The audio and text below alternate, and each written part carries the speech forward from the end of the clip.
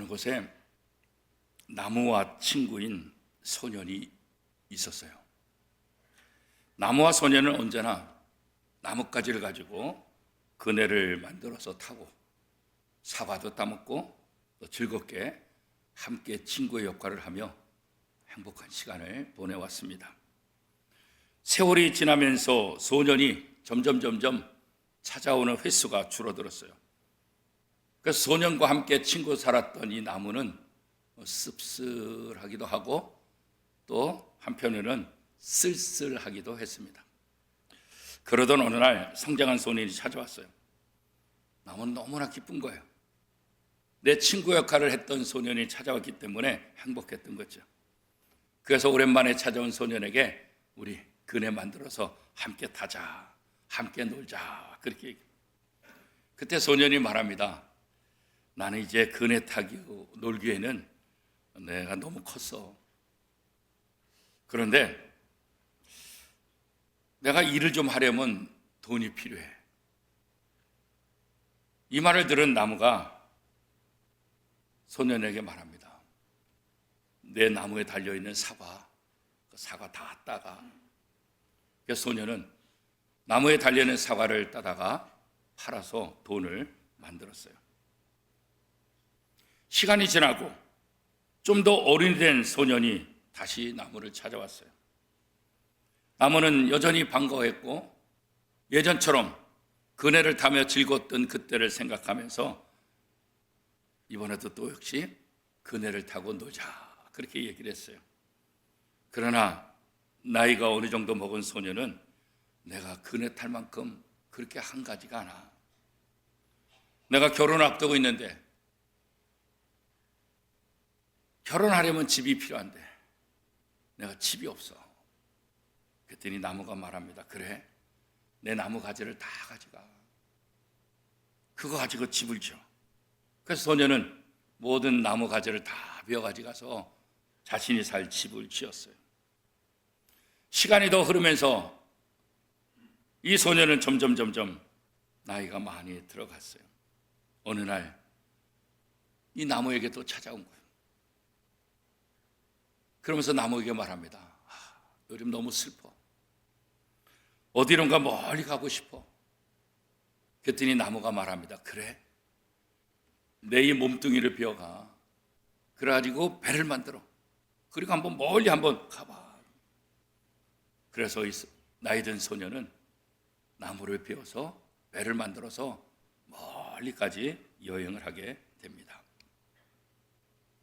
더 오랜 시간이 지나서 이 소년이 이제는 노인이 돼서 다시 나무에게 왔어요. 너무 피곤해. 쉴 것이 필요해. 그랬더니 나무가 말합니다. 나는 이제 남은 건 밑동밖에 없어. 이 그루터기에 앉아서 좀 쉬어. 노인은 그 그루터기에 앉았어요. 나무는 자기의 친구인 이 소년이 어린 나이서부터 노인이 될 때까지 꾸준하게 친구 역할을 해주고 싶었고 그 친구가 오면 너무나 행복했어요. 처음부터 끝까지 나무는 이 소년을 바라보면서 행복했어요. 이 이야기는 우리가 너무나 잘 알고 있는 아낌없이 주는 나무의 줄거리예요. 아낌없이 주는 나무. 이 세상에도 보면 많은 사람들이 아낌없이 주어요. 내가 좋아해서, 내가 사랑해서, 또 착해서. 그런데 다 주기는 쉽지 않아요. 아낌없이 주긴 주지만 우리는 다 한계가 있어서 무한대로 줄 수는 없어요. 아낌없이 준다는 건 이거 쉬운 일이 아니에요. 그렇죠? 이 이야기를 가만히 듣다 보면 누가 생각나냐면 하나님의 사랑이 생각이 나요. 그래, 하나님이 우리에게 베푸신 사랑. 아낌없이 우리가 하나님의 말씀에 불순종해도, 우리가 하나님을 때로는 떠나도, 우리가 죄를 짓고 우리가 이런저런 하나님 마음에 들지 않은 그런 삶을 살았다 할지라도 우리가 하나님 앞에 다가가기만 하면 나무처럼 자신의 모든 것들을 나눠주고 끊임없이 사랑을 베풀어주는 하나님, 그 하나님의 사랑 같잖아요. 이 세상에 무한대로 줄 수 있는 사람은 없어요. 그러나 무한대로 줄 수 있는 분이 있어요. 누구예요? 하나님. 하나님은 무한대로 영원히 우리에게 필요한 모든 것들을 아낌없이 베풀어 주실 수 있는 분이에요. 이스라엘 백성들이 하나님의 선택을 받을 수 있었던 이유가 뭘까? 이스라엘 백성들이 남들보다 기골이 장대하고 뼈대가 괜찮고 집안이 괜찮고 대단한 지혜가 가져 있어서냐? 그렇지 않아요. 그렇죠? 전적인 하나님의 은혜요. 전적으로 하나님이 선택한 거예요. 전적으로 하나님이 선택하고 전적으로 하나님의 은혜를 베푼 것. 사람들은 아담 때부터 지금까지 사람이 한 것이라고 한다면 뭐밖에 없을까요? 죄밖에 없어요. 죄밖에 없어요. 나름대로 착하고 나름대로 괜찮게 사는 것 같지만 내 인생을 되돌아보면 다 죄뿐이에요. 죄밖에 없어요. 날마다 그 죄가 눈사람처럼 점점 더 불고 불어서 우리가 감당할 수 없을 만큼 죄가 우리를 지배하는 그런 삶을 살게 되죠. 그런 우리들에게 긍휼이 풍성하신 하나님은 자신의 독생자 예수 그리스도를 이 땅에 보내주신 거예요. 그리고 아낌없이 주는 나무처럼 우리에게 자신의 모든 것들을 다 베풀어 주셨죠. 그것도 값없이. 에베소서 2장 8절 9절은 이렇게 말합니다. 너희는 그 은혜에 의하여 믿음으로 말미암아 구원을 받았으니 이것은 너희에게서 난 것이 아니요 하나님의 선물이라. 행위에서 난 것이 아니니 이는 누구든지 자랑하지 못하게 함이라. 우리의 구원은 하나님의 은혜로 공짜로 선물로 받았다라고 성경은 분명하게 말씀하고 있습니다. 하나님은 부족한 우리를 은혜 가운데 선택하셨다는 거예요. 우리가 구원의 은혜를 누릴 수 있는 것은 오직 하나님의 풍성하신 사랑, 그것 때문에 우리가 누리고 있는 거죠. 이렇게 하나님의 무조건적인 선택, 하나님의 한없는 은혜를 받은 사람들, 왜 이런 은혜를 베푸실까? 왜 이런 사람을 선택하셨을까? 하나님은 이런 사람들에게 은혜를 베푸시고 선택하셔서 도대체 무엇에 쓰려고 하시는 것일까? 그런 생각을 하게 되잖아요. 그런데 오늘 본문에 보면 이 사회를 통해서 하나님이 우리가 어떤 존재가 되기를 원하는지를 정확하게 설명해 주고 있습니다. 이사야 60장 1절 말씀, 우리 한 목소리로 같이 한번 읽겠습니다. 일어나라, 빛을 발하라. 이는 내 빛이 이르렀고 여호와의 영광이 내 위에 임하였음이니라. 하나님의 영광이 우리 속에 임함으로 우리가 빛의 역할을 감당할 수 있다고 이사야 선지자는 선포하고 있어요. 그러므로 하나님의 은혜를 입은 자들아, 하나님의 영광을 받은 자들아, 이제 일어나라. 너희에게 비춰주신 하나님의 그 빛, 너희가 이 땅에 일어나서 그 빛을 마음껏 비추는 삶을 살아라. 이렇게 하나님은 이사야 선지자를 통해서 말씀하고 있는 거예요. 성경이 우리의 영적인 상태를 일관적으로 표현하고 있는 것은 뭐냐면 어둠이라고 말하고 있어요. 우리는 어둠이에요. 요한복음 1장 15절 말씀에 보면 빛이 어둠에 빛이 돼 어둠은 깨닫지 못하더라고요. 우리가 어둠 속에 있으니까 죄를 져도 모르는 거예요. 우리도 그렇잖아요. 깜깜한 데 들어가 있으면 내가 뭘 하는지 모르잖아요. 누가 왔다 갔다 하는지 모르잖아요. 내가 잘못해도 잘못한 거 집어도 이게 뭐 잘못된 거지 알 수가 없잖아요. 왜요? 깜깜해서 알 수가 없는 거예요. 깜깜해서. 그래서 죄를 지어도 죄인지 모르는 거예요. 악한 짓을 해들어도 회개하지 않아요. 왜? 악한 짓인지 모르는 거예요. 어둠 속에 있으니까. 그런 어둠에 갇힌 사람들을 위해서 하나님이 하신 일이 뭐냐? 예수님을 빛으로 이 땅에 보내셨다. 어둠 속에 있던 자들이 어둠 속에 갇혀서 아무것도 깨닫지 못하고 아무것도 알지 못하던 그들에게 예수님을 보내셔서 빛을 쫙 비춰 모든 것이 다 드러난, 뭐가 더러운지, 뭐가 악한 것이, 뭐가 잘못된 것인지 다 드러나게 하는 거예요. 그래서 자기의 잘못을 깨닫게 하는 거예요. 아, 이게 내 잘못이구나. 아, 이거 잘못했구나. 빛을 통해서 잘못된 죄악들을 다 드러내게 하고 어떻게 해요? 회개하기를 원하는 거죠.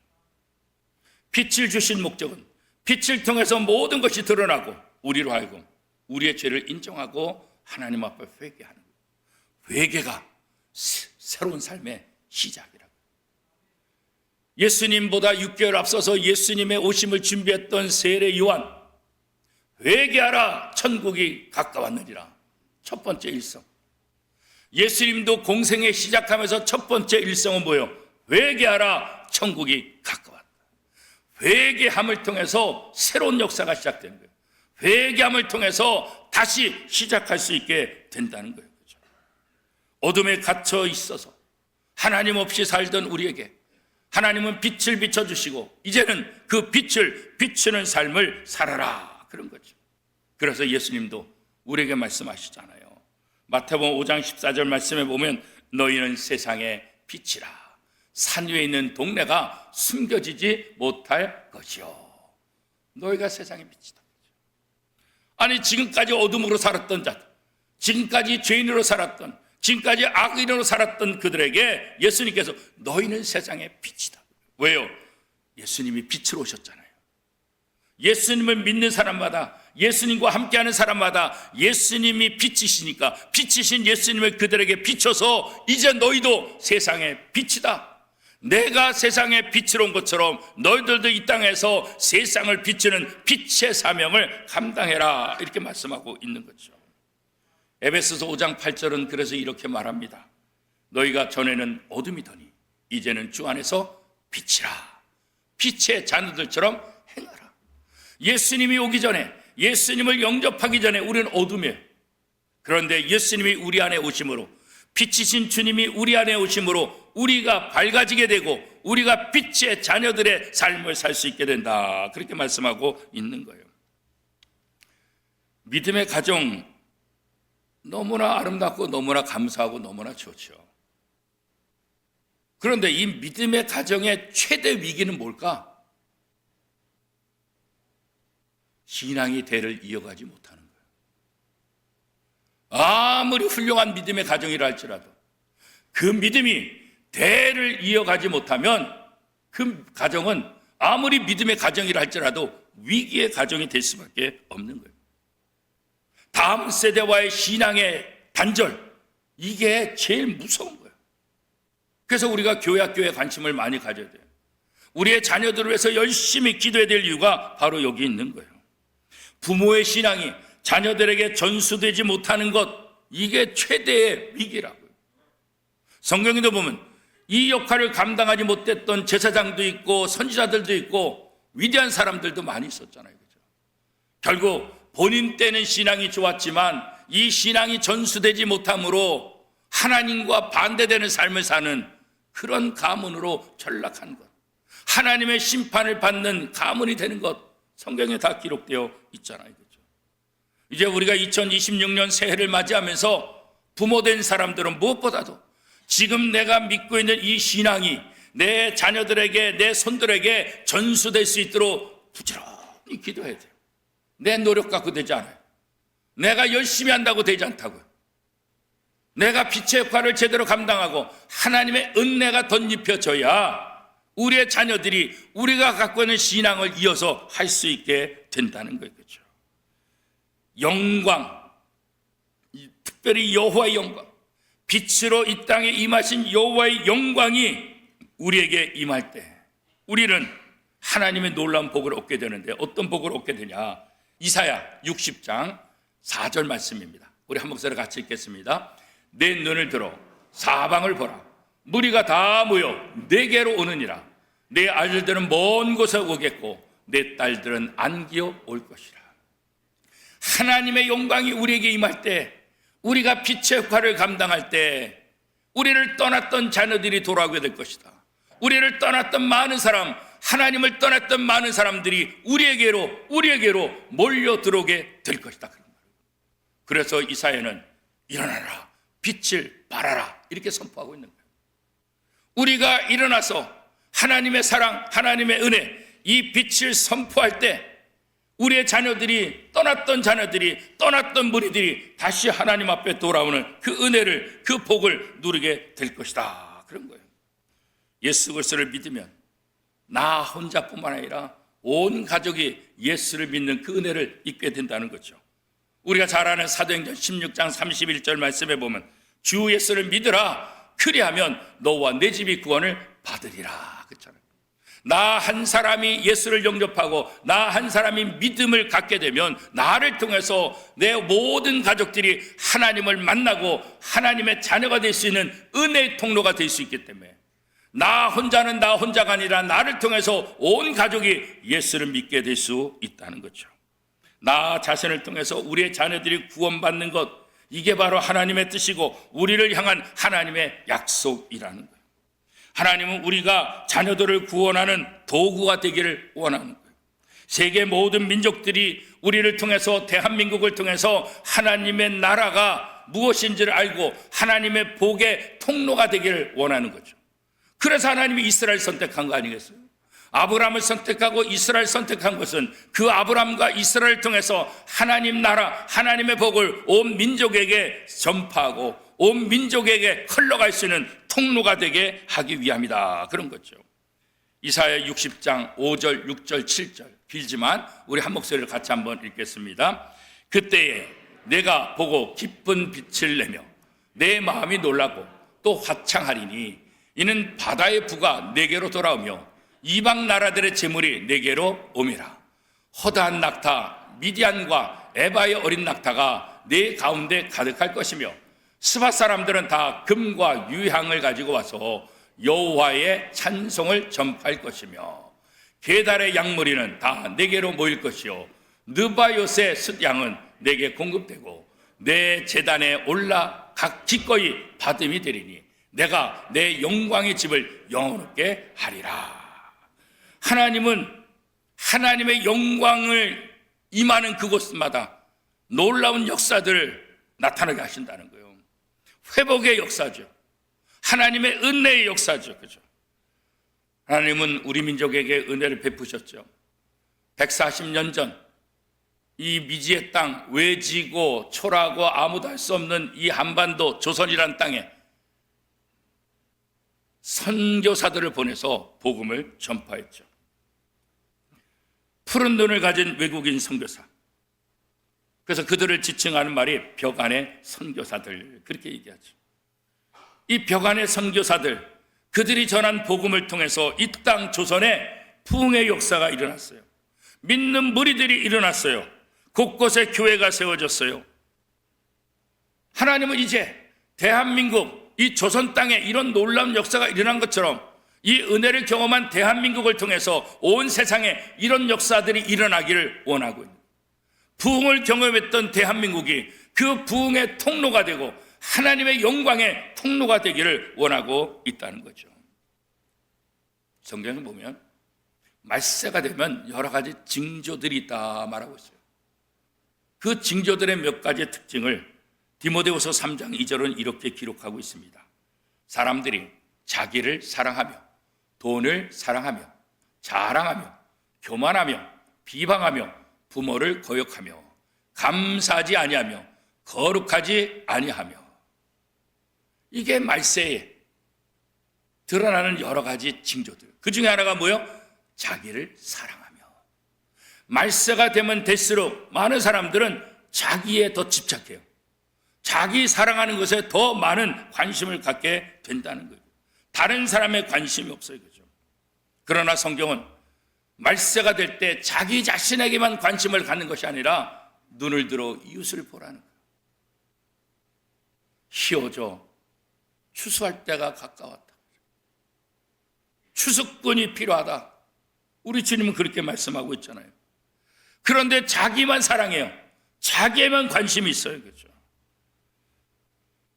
성경에서 말하는 이 구원의 성취, 이 구원이 개인적인 영광과 개인적인 이익, 개인적인 성공과 개인적인 번영, 이것을 말하는 거냐? 그렇지 않잖아요. 그렇죠? 오늘 이사야 선자는 이 하나님의 복이 무엇이냐? 하나님의 영광을 드러내는 도구로 쓰임받는 것. 이게 하나님의 진짜 복이라는 거예요. 이게 하나님을 우리를 구원하신 궁극적인 진짜 목적이라는 거예요. 그렇죠? 구원의 하나님은 우리에게 하나님의 영광을 비추시고 우리가 우리에게 비추신 그 빛을 통해서 일어나라, 빛을 발하라, 이 사명을 감당하기를 원하고 계신 거예요. 하나님은 우리를 열방을 구원하는 도구로, 온 민족을 구원하는 도구로, 하나님을 모르던 온 세상의 사람들이 하나님을 찬송하고 하나님께 영광 돌릴 수 있도록 그 역할을 우리들에게, 또 140년 전 복음을 받은 대한민국에게 사명으로 주셨다는 거예요. 우리가 이거 잊어버리면 안 된다는 거예요. 하나님만 기뻐하고 하나님만으로 만족하는 것, 이게 바로 예배의 참된 모습 아니겠어요? 우리가 하나님을 영화롭게 하는 최상의 자리, 여기 어디예요? 바로 예배의 자리 아니겠습니까? 하나님은 허물 많은 우리를 세상의 빛으로, 구원의 도구로 사용되기를 원하고 계시는 거예요. 무엇보다 하나님을 예배함으로 하나님의 영광을 드러내는 그런 도구. 오늘 이 예배 자리에서 우리가 무슨 사명을 감당해야 될까? 일어나라, 빛을 발하라, 이 사명이 다른 사람에게 아니라 바로 내게 주신 사명이라는 것, 이거 다시 한번 깨달을 수 있기를 바랍니다. 에베소 5장 8절 9절은 너희가 전에는 어둠이더니 이제는 주 안에서 빛이라, 빛의 자녀들처럼 행하라. 빛의 열매는 모든 착함과 의로움과 진실함에 있느니라. 빛의 자녀들은 빛의 자녀다워야 되는데 빛의 자녀의 특징이 뭐냐? 착함, 의로움, 진실함. 착함과 의로움과 진실함, 이것이 바로 새로운 공동체, 교회 공동체, 성도들을 통해서 나타내야 될 의라는 거죠. 우리가 이런 모습을 통해서 하나님의 자녀가 되고 이런 모습을 통해서 많은 사람들에게 하나님의 나라를 선포할 수 있게 된다는 거죠. 빛의 자녀들은 뭐예요? 한 가족이에요. 가족이 서로 사랑하고 위로하고 돕는 것, 이런 모습이 있어야 되는 거예요. 불의를 용납하지 않고 정직하게 행하는 의로움, 그 의로움에 몸을 바쳐야 되는 거예요. 거짓 없이 믿음을 잃지 않는 진실함으로 주님의 복음을 온 세상에 증거할 책임을 다시 한번 확인하고 그 역할을 감당하는 것, 이게 교회 역할이고 오늘 저와 여러분의 역할인 줄 믿습니다. 일어나 빛을 발하는 교회와 빛의 사람들에게 내리실 하나님의 은총은 어떤 것일까요? 오늘 이사야를 통해서 우리에게 말씀하신 것은 하나님을 떠났던 자녀들이 돌아올 것이고 먼 민족들이 하나님 앞에 돌아오게 될 것이고 하나님이 그 모든 영광을 받으시고 풍요와 영적인 성장을 누리게 될 것이다. 오늘 원미동교회에 모인 성도들을 통해서 하나님의 영광이 온 땅에 드러나기를 축복합니다. 하나님의 도구로, 하나님의 영광의 도구로, 하나님의 은혜, 하나님의 빛을 증거하는 도구로 쓰임받는 우리 모든 성도들이 될 수 있기를 축복합니다. 그럴 때 하나님은 이 공동체 안에 깊은 빛이 내리게 하실 것이고 마음이 화창하게 될 것이고 부와 재물의 복도 주시겠다 약속하고 있습니다. 이 은혜가 저와 여러분 속에 충만하기를 축복합니다. 이 말씀에 아멘 할 때 일어나라, 빛을 발하라, 이 말씀도 우리가 함께 받고 이 사명을 통해서, 우리를 통해서 모든 민족들이 하나님 앞에 남은 역사가 일어나게 될 줄로 믿습니다. 하나님께서 예수 그리스도를 통하여 깜깜한 세상에 빛으로 오셨잖아요. 빛과 영광이 나타남을 보고 동방 박사들이 아기 예수님을 찾아와 경배했잖아요. 유대와 이방에 포함한 모든 이 땅의 사람들이 빛으로 오신 예수 그리스도의 그 영광을 찬양하게 될 것이다 라고 선포하고 있죠. 일어나 빛을 발하는 성도들은 그리스도께서 지금 크고 밝은 빛을 비추어 우리에게 함께 하신다는 것, 이거 믿어야 되는 거예요. 그러므로 일어나 빛을 발하는 사명을 위해 우리가 다시 한번 기도하고 이 사명이 우리 속에 있고 이 사명을 우리가 어떻게 감당할 것인가 다시 한번 다짐하고 또 결단하는 시간이 될 수 있기를 축복합니다. 사랑하는 원미동교회 성도 여러분, 이제 우리는 우리의 삶의 자리에서 작은 예수로서 빛을 발하는 삶을 살아야 합니다. 그렇게 함으로 2006년이 더욱더 행복한 한 해가 될 수 있기를 축복합니다.